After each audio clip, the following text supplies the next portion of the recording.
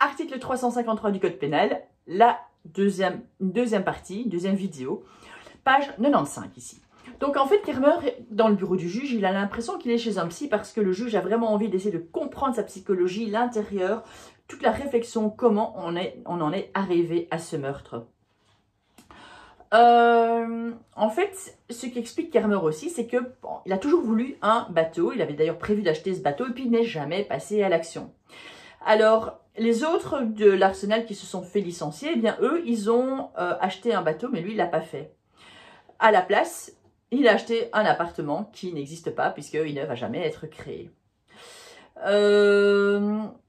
Et Erwan, lui, ce qu'il demande régulièrement à son papa, mais c'est quand est-ce que tu vas acheter un bateau aussi comme les autres? Et le Kermer, il n'ose pas dire à son fils, en fait, j'ai plus d'argent, j'ai utilisé pour payer un appart qui ne va jamais voir le jour.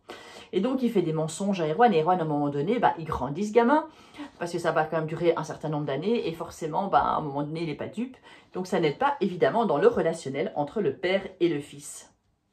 Erwan se rend très bien compte à un moment donné qu'en fait, son papa ne sait jamais prendre de décision. Il ne sait jamais dire par lui-même, ok, maintenant je fais ceci, maintenant je fais cela.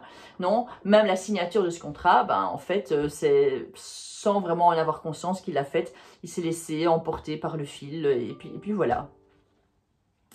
Et donc, il déteste voir la lâcheté de son papa, la faiblesse de son papa. Et ça, évidemment, ça va nourrir en Erwan une très, très grande colère.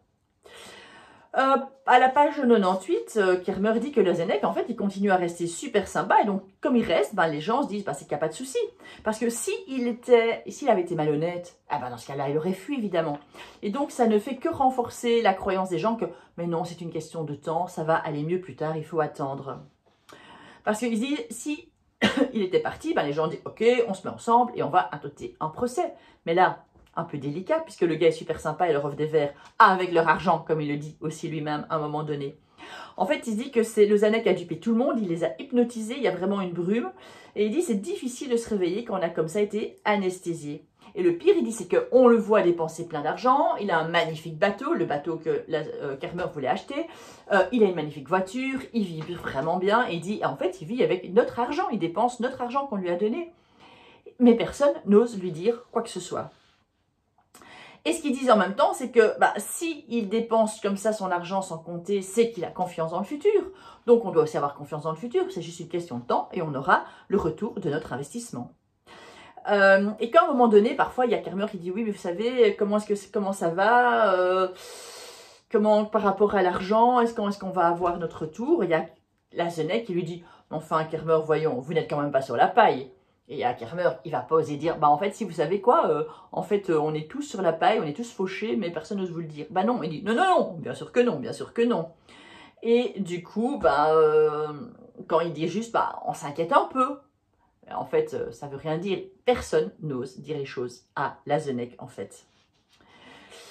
Et au total, en fait, le juge explique qu'il y a 30 logements qui ont été achetés à 500 000 francs chaque appartement. Donc, ça fait une vache de somme. Et donc, le juge dit, c'est pas possible, mais où est passé cet argent? Qu'est-ce qu'il a fait de cet argent? Et Kermer dit, mais en fait, il vivait bien, il a dépensé énormément d'argent, il invitait plein de gens à boire et des bons vins, il a payé un bateau avec ça, puis un deuxième bateau, on l'apprendra après. Et voilà. Et donc, à un moment donné, on arrive au moment du meurtre, à la page 102, et donc Kermer explique. En fait, Lozenek s'était penché au-dessus du bateau pour laisser filer les paniers, puisqu'ils voulaient attraper, je ne sais plus quel crustacé qu'ils voulaient attraper, ou des poissons. Il dit donc, il se penche par-dessus la rambarde du bateau pour mettre de nouveaux paniers à la mer. Et Kermer a dit, je l'ai pris par les mollets, je l'ai fait passer par-dessus bord. Et le juge dit, oui, mais ça, je m'en fous, mais pourquoi avez-vous fait ça? Et alors, ce que le juge ne comprend pas non plus, mais c'est pourquoi, là, vous êtes 30 personnes à avoir été lésées par Lozenek. Pourquoi est-ce que vous vous êtes pas mis ensemble? Ensemble, vous êtes plus forts, vous intentez un procès, vous le piégez. Et Kermer dit, mais oui, mais il y avait la honte. Et ça aussi, c'est un truc très important dans le livre, c'est cette honte. La honte d'avoir été lésé, la honte d'avoir été manipulé, la honte d'avoir été baisé, d'une certaine manière. Et c'est ce qu'on voit d'ailleurs très souvent chez les victimes. Les victimes de manipulation, souvent, ils n'osent pas porter plainte, ou bien victimes de viol ou autre. Il y a cette honte de la victime, alors qu'elle est victime, elle a honte et elle n'ose pas porter plainte. Et donc, c'est le cas ici.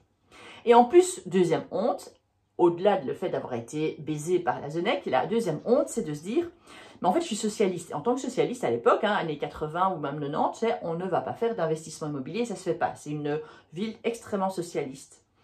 Et donc, personne en tant que socialiste va dire, en fait, toute ma prime de licenciement, je l'ai investie dans l'immobilier. C'est beaucoup trop gênant. Surtout qu'en plus, il avait été conseiller communal, et donc, en tant que conseiller communal socialiste, c'est logique qu'il incarne les valeurs du socialisme, et donc, il n'y a pas d'investissement à faire. À la page 104, ce qu'il dit Kermer, c'est qu'en fait, c'était vraiment un salut public que de chasser Lazenec, de le foutre dehors, c'est de se dire, à un moment, ce gars, c'est comme la mérule, c'est un champignon, il faut à un moment donné aller couper les racines et le faire partir. C'était vraiment un salut public. La question, c'est qui a le droit? Qui a le droit? Qui a le droit? Non, voilà. Soit. Vous connaissez la chanson? Parce que comme je ne chante pas toujours très bien, hop, parenthèse, c'est donc tout à fait des trucs comme ça que fait Kermer dans le livre. C'est tout des digressions, des trucs comme ça. Alors évidemment, Erwan, hop, on revient bien avant, hein, puisque ces digressions et ces flashbacks à Kermer, c'est parfois 2 ans avant, parfois 5 ans avant, 7 ans avant. Et donc Erwan, en fait, pendant 2 ans, il a bien aimé Lazenec parce qu'ils allaient faire des balades en Porsche, ils allaient aller au foot en VIP. Et franchement, on peut se dire que Lazenec aimait vraiment bien Erwan et c'était pas du tout calculé manipulateur. Et donc, une des questions, bien sûr, qui revient dans le livre, un des sujets du livre, c'est est-ce que les crapules sont toujours, des crapules, ou est-ce qu'il y a des moments où elles sont crapules, et puis il y a des moments où elles sont des chic types? Est-ce qu'il y a des moments où elles ne pensent pas à mal? Est-ce qu'il y a des moments où ils sont authentiques? Est-ce qu'il y a des moments où ils ne sont pas dans la manipulation? Est-ce qu'un gars méchant est toujours méchant ou pas? Il dit c'est bien plus facile à gérer. S'il n'avait pas été si gentil avec son fils, avec Erwan, en se disant mais à un moment donné il n'a plus rien à gagner en fait, donc c'est que c'est naturel, c'est qu'il s'est vraiment pris d'affection pour Erwan.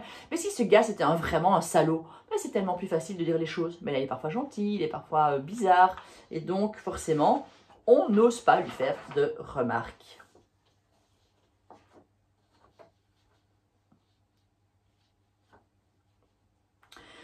Et en fait, une des réflexions de Kermer à la page 108, c'est de se dire, mais en fait, plus vous faites des choses absurdes, et plus vous avez de la marge de manœuvre, les gens vont se dire, attendez, mais s'il fait des trucs pareils, bah forcément, c'est que c'est réglo.